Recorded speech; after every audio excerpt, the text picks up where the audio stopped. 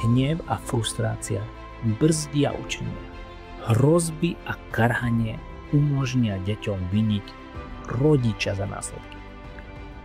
Hnev zvyšuje reálne stres rodiča a často vedie k trestu.